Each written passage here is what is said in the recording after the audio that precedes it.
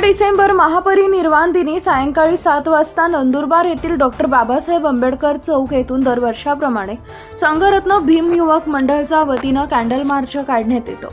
नंदुरबार शहरातील सुभाष चौक, नगरपालिका मार्गे, नेहरू चौक, हाट दरवाजा, गणपती मंदिर मागे, सोनार गल्ली, जळका बाजार तेथून डॉक्टर बाबासाहेब आंबेडकर पुतळ्याजवळ समारोप झाला। यावेळी मोठ्या संख्येने आंबेडकरी अनुयायी उपस्थित होते। कॅन्डल मार्च हा शांततेत शिस्तबद्ध पद्धतीने सुरू झाला।